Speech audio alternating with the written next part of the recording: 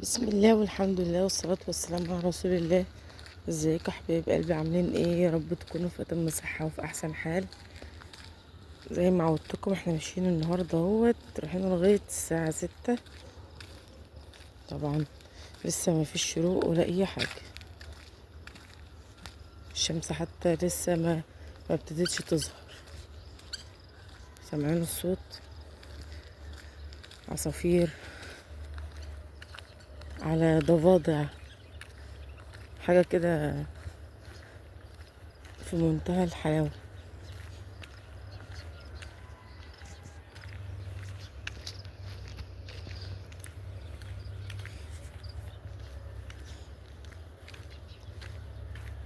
صباحكم فل. اعذروني بقى على صوت عشان كنت لسه صاحية طبعا وما اتكلمتش ولا اي حاجة، وكنا لسه الساعة 6 الصبح، فعشان كده صوتي كان يعني خشن شوية بقى، لسه صاحية، اعذروني يعني. المهم رحنا بقى وخرجنا لمؤاخذة المواشي وظبطنا الدنيا وبنشرب العجول الصغيرة عشان يبقى كده إيه خلصنا المهام بتاعة الصبحية. شايفين البط طبعا كان بيفطر برضو. يا ربنا ينتعك بالسلامة يا بط وتجيب لنا سلالة حلوة كده. نفسي اربي سلالة تكون حلوة من البط ده. جينا بقى للغدا يا ولاد. النهاردة كنت هعمل كشري زي ما انتم شايفين كده، جبتلكوا كل المكونات بتاعة الكشري اهيت من الالف للياء، حتى المكرونة والشعرية وكده لسه بالاكياس بتاعتي، والطماطم والبصل والثوم. بصوا بقى كل واحد وليه طريقته. انا هتشوفوا طريقتي في الكشري ده دلوقتي. انا كنت عامله لكم فيديو منفصل، بس قلت لا برضو يلا مش لازم فيديو منفصل، خلي اليوم كله يمشي زي ما هو، زي ما احنا ماشيينه يعني. اولا بقطع البصل شرايح زي ما انتم شايفين كده، وبعدين بحط عليه نشا. طبعا كنت لوحدي وبصور بالايد التانية ومش عارفه املك آه، ان انا اشتغل بايد واحده يعني. فالمهم جبت البوله ديت، وبعدين بقى ايه بتحط على البصل نشا عشان يخليه يقرمش وحلو كده. بسيبه شويه وبعدين احط بقى ايه الزيت على النار. لما يقدح احنا نقوم نازلين بالبصل. ليه بقى ببتدي بالبصل؟ عشان إيه الزيت اللي انا بستخدم فيه بقلي فيه البصل، إيه بستخدمه في كل حاجه بقى بعد كده. اعمل بيه التقليه واعمل بيه الشعريه، احمر بيه الشعريه يعني عشان الرز، وبعمل بيه المكرونه. انت هتشوفوا كل حاجه دلوقتي واحده واحده وخطوه خطوه. شايفين بقى البصل لما بينزل كده بيبقى عامل ازاي. بس وبعد كده بقى إيه بتفضلي تحمري البصل زي ما انت شايفه كده. عايزه تنزلي بقى شويه شويه واحده واحده عشان ايه يتحمر بسهوله. بتنزلي زي ما انت عايز، اما ياخد لون المصفر الحلو ده تقوم مطلعه. ما تخلوش يتحرق منك عشان ما يبقاش ممرر كده. وعلى بقى مناديل مطبخ، ما فيش مناديل مطبخ ما توقفيش الدنيا، وهاتي يا بنت ورقتين من بتاعه الكراسه بتاعه الولا، وبعدين نحط عليه شويه 5 بس كده، عما ال الورق يشرب الزيت اللي في البصل. وبعد كده بتشيليه في طبق تاني عادي، يبقى بقى بيقرمش وطعمه جميل. انا عامه ما بحبش البصل يعني، انا مش بحط البصل. يعني لما بنيجي نغرف الاكل، في ناس مش في ناس ناس مين، في يعني ولادي مش كلهم بيحبوا كله على بعض. يعني انا مثلا باكل مكرونه ورز وعليها الدقه والشطه بس. جوزي وحماية وزياد مثلا بياكلوا كل، يعني بتحط عليه كل حاجة، العدس بجبة والبصل وكل حاجة. انا خلصت البصل اهو. بعد كده هتجيب العدس ده، بغسله وبعدين اديله غلوة كده، غلوة بسيطة بس. لو انت مش عايزة تديله غلوة بتحط عليه مية سخنة، وبعد كده بتحطيه في الرز. بس انا زي ما قلت لكم ما بحبش احطه في الرز عشان مش كله بياكله، مش كله بيحط العدس بجبة على الكشري بتاعه يعني. فانا ببقى سايبه العدس لوحده، اللي محتاج يحط عدس بيحط عدس، واللي مش محتاج ما فيهاش مشكله. في ناس بقى نيجي لتقليه المكرونه، طبعا خدت شويه زيت من الزيت اللي انا محمره فيه البصل. وفي ناس بيعملوها بتوم بس، وفي ناس بيعملوها ببصل بس. انا بحب احط الاتنين، بيديلها طعم كويس كده. حمرت التومه او دبلت البصله قصدي، وخلاص لما هتتحمر كده قمت نازله بالثوم. وهحط ايه، هحط معلقه سكر عشان بس ايه الحموضه برضو، معلقه شاي صغيره كده. مش عايزه تحطي ما تحطيش عادي يعني. بس انتوا عارفين طبعا ان الكشري بيعمل حموضه بقى، ومع الشطه والدقه وكده. دي معلقه كزبره، كزبره ناشفه. ودي معلقه السكر. الكزبره اكيد، انما السكر عايزه تحطيه حطيه، مش عايزه انت حره. بس عشان الحموضه، عشان ما تبقيش بعد ما اكلتي بقى كده تلاقي حرقان وولعه. شايفين بقى بحط بس إيه يعني 4 5 معالق خل كده. وبعد كده بنزل بعصير الطماطم. عايزه تبقي تخليه تقيل مفيش مشكله. لو هو بتعملي عصير طماطم يعني تضربها في الخلاط عادي بتبقى خفيفه وبتسيبها تتسبك مفيش مشكله برضو. دي معلقه ملح. مش عايزه تحط الملح برضو دلوقتي مفيش اي مشكله. الاكل ده اذواق، والاكل ده طعم ونفس، وكل واحد ويعني وطريقته في الاكل. بس انا مثلا زي ما على طول بقول لكم، ممكن اكون انا بعملها بطريقه يعني بسيطه. حد تاني يكون بيعملها بطريقه تانية، وعملها بطريقتي لقاها ابسط، لقاها مثلا طعمها احسن. يعني كل واحد كده يعني. انا زي ما قلت لكم قبل كده برضو بنبقى مع بعض اخوات، يعني انا وهدير مثلا كل واحد بيطبخ بطريقه تانية غير اللي التاني بيطبخ بيه، مع اننا طالعين من بيت واحد وامنا كانت بتطبخ لنا طبيخ واحد. التوابل دي انا جايباها جديده من عند العطار من عندنا من البلد. جميله قوي الكشري. اول مره الصراحه استخدمها، وبصراحه خلت الكشري في حته تانية خالص. يعني كل اللي يدخل من البيت يحس ان الكشري محلاه، مش كشري بيت عادي. وطعمه برضو يعني غيره خلاه اكني جايباه من المحل من بره. حمرت الشعريه وبعدين نزلت عليها بالرز. برضو حمرت الشعريه في نفس الزيت بتاع البصل اللي انا محمره فيه البصل. يعني من اول خالص ما تحمري البصله انا ببتدي بتحمير البصله عشان استخدم الزيت في كل حاجه. الزيت بيبقى واخد من طعم تحمير البصل كده، من طعم البصل، فبيخلي كل حاجه طعمها حلو.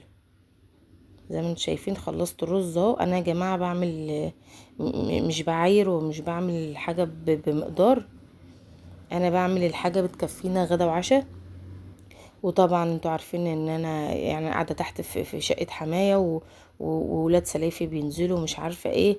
فلازم ان انا ابقى عامله الحاجه بزياده. انا مش ضامنه نفسي ولا ضامنه إيه حد هياكل ولا لا، ولا حد هيجينا من بره ولا لا. فانا مش بعمل حاجات خفيفه ولا حبه صغيرين. ما تعودتش الصراحه ان انا اعمل حاجه تبقى شويه صغيرين. وببقى فرحانه جدا جدا لما اعمل الاكل وبيتاكل في ساعتها او بيخلص في نفس اليوم. ما احبش ابدا الاكل الباقي. خلصنا التقليه زي ما انتم شايفين كده. هاجي بقى عند الدقه. الدقه يا ولاد انا بحب ادق التوم ومعاه فصين ومعاه ايه. يعني لو انت عندك دقه اصلا من اللي احنا بنقلي بيها السمك او كده، إيه عندك إيه جاهزه زي ما انا بعملها كده ماشي، حطيها على النار مع فصين توم صحاح. قصدي يعني فصين توم مبشورين. هتحطوهم على النار ياخدوا بس غلوة كده، وبعد كده تنزلي بالخل وبعدين المية. مش الخل برضو مش كتير. وبعدين هحط معلقة كزبرة ناشفة، معلقة آه، ملح، معلقة شطة، كمون. ودي هتبقى الدقة بتاعتنا. وحطيت كمان عصرتين ليمونة كده. نيجي بقى للشطة بحطها برضو على النار زي ما انتم شايفين كده. بديها تحميصه بس كده واقوم نازله عليها بمعلقتين من صلصه الطماطم اللي احنا عاملينها. بس خلي بالكم عشان الشطه بتحرق المناخير جدا، وبتخليكي تكحي برضو وانت عاملاها، فخلي بالك. زي ما انت شايفه كده خلاص حطيت معلقتين صلصه وانزل بس بشويه ميه صغيرين هتاخد غلوه. وبعد كده خلاص هي كده الشطه بتاعه الكشري. لو انت كلتي في ساعتها تحس ان هي مش حراقه قوي. لو ركنتيها شويه بتبقى حراق. ركنتيها للمغرب بتبقى حراق اكتر. ركنتيها لتاني يوم بتبقى حراق اكتر واكتر. كده خلاص التقليه خلصت. انا ما كنتش يعني كنت ما حطيتش معلقه فلفل اسمر او كمون، وزودت كمان الملح، عشان زي ما قلت لكم انا بحب اظبط التقليه وبحب اظبط كل حاجه، عشان مش كله بياكل زي بعض. في ناس يعني في عيال ولادي ساعات يقولك لا حطي لي مكرونه بس على صلصه، فلازم يبقى ملحهم مظبوط. هاجي هنا بقى لسلق المكرونه. هسلق المكرونه، انا بسلقها في الحله دي مخصصه كده لسلق المكرونه. كده خلاص الرز بتاعي استوى زي ما انتم شايفين اهو. الصلصه التقليه تمام، البصل قشطه، اسمه ايه ده، العدس بجيب بقى تمام التمام. جيت بقى هنا حطيتهم انا ما عنديش ازاز يعني، فحطيتهم في ايه، في الكوبايات دي. شايفين الشطه كانت ولعه، خصوصا لما اتركنت شويه عما جوزي وحماية جم من الغيط وابتدوا ان هم ياكلوا. الشطه كانت ولعه. بس لو عملتوا الكشري بالطريقه دي طعمه تحفه تحفه تحفه. هو معروف ان الكشري المصري مكرونة على رز بشعرية، على بصل، على عدس بجبة، وفي مثلا لو عندك بليلة او بيقولوا عليها حمص، بتحطي برضو. اذواق وزي ما كل واحد بيحتاج يعني. بس هي بتبقى تكات بقى، تعملي ايه قبل ايه، او مثلا إيه اللي بتحطيه الاول، او مثلا في بيعملوا بتوم بس التقلية، في مثلا ما بيعملوش ولا توم ولا بصل، فاهمه؟ فبيبقى ده اختلاف الاكل. اخر شويه زيت فاضلين، سلقت المكرونه وصفتها، وبعد كده ايه حطيت الزيت على النار يقدح السنه كده، وبعد كده ايه يقدح يعني يسخن يعني. بعد كده قلبت فيها المكرونه بتتحول من اللون الابيض للون الاصفر زي ما انتم شايفين كده، وبتبقى بقى مفلفله معاكي لحد تاني يوم. اصلا لو ركنتيها لحد تاني يوم بتفضل مفلفله، عكس ان انت تسخنيه، عكس ان انت تصفيها وتقوم حطاها كده، فبتفضل لازقه ببعضها. انما كده بالطريقه دي بتفضل مفلفله، الزيت يعني بيعملها بعيد عن بعضها، وتفضل مفلفله بقى معاكي لحد اخر اليوم. وده كده يا ولاد كان الطبق بتاع حماية وجوزي زي ما انتم شايفين كده، كان ايه طبق يستاهل بقكم. ببصل، والطبق التاني تقريبا كان من غير بصل، ودي الدقه او ببصل اهو برضو، ما علينا. المهم بقى ما كنتش لسه غرفت للولاد يعني، كان طبعا زي ما قلت لكم كل واحد هو بيحب ياكل بطريقه معينه. وعلى فكرة مش بعمل جنبه اي حاجة يعني، مش شرط فراخ مشوية بقى، مش شرط اي حاجة، احنا ممكن ناكل جنبه بطاطس شيبسي بس كده، لان هو مش محتاج، لان هو حرش لوحده، والشطة والدقة بيخلوك تاكلي من غير اي حاجة تانية جنبه يعني.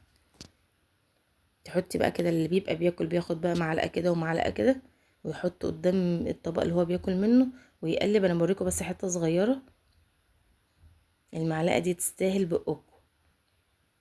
يا رب يكون الطريقه ديت عجبتكم وجربوها. اتغدينا والحمد لله والدنيا تمام. جالنا الراجل بتاع الفراخ، كنا قايلين له ان احنا عايزين فراخ.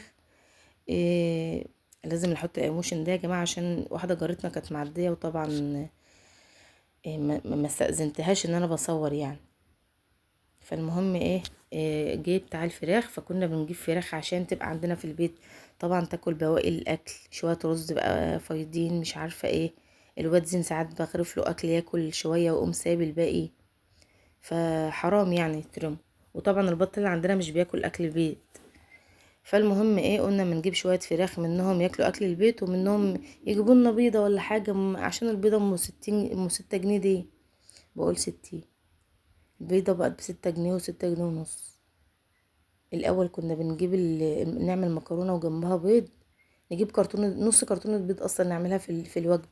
دلوقتي البيض ده من الممنوعات، اما تيجي تجيبي بيضتين تفطري الصبح على 12 جنيه، غير حته جبنه، غير مش عارفه ايه، موال.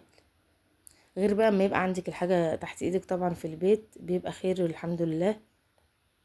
اهو يلا منهم ياكلوا اكل البيت، وزي ما انتم شايفين يعني ان شاء الله ربنا ينفخ في صورتهم كده ويكبروا ويجيبوا لنا ويجيبوا لنا بيض بقى. طبعا ابو زياد بقى كان عمال يشوف لنا الفراخ، يعني مثلا ينقي الديوك الكبيره وينقي الفراخ بقى. ما هو الراجل كان جايب لنا القفص على بعضه، فراخ يعني ديوك وفراخ. واختي خدت برضو، هدير خدت وانا خدت. خلصنا كده ورحنا بقى العصرية. ما هو اليوم كده بيبتدي الصبح بالغيط، وبعدين نروح نعمل المهام المنزلية، وبعد كده نيجي العصرية تاني. كان عندنا ذرة زي ما انا قايله لكم قبل كده، نقعد بقى كل يوم نقشر منه شوية. زي ما انتم شايفين اهو، ده الغلاف بتاع الذره. بنقشره كده ونسيبه ينشف شويه، وبعد كده ايه، نعمل منوره يا حبيبتي امي يا جماعه. وبعد كده نعمل ناخده بقى نطحنه زي ما انا وريتكم في الفيديو اللي كان قبل ده. نطحنه بقى اللي هو زي الدقيق كده، عشان يبقى اكل المواشي وكده. تبقى قاعده حلوه بقى في الغيطه ديكي، قاعده بتتسلي وبتحكي بقى، بتتكلمي شويه في الطبيعه، الناس رايحه وجايه قدامك على البحر كده يعني.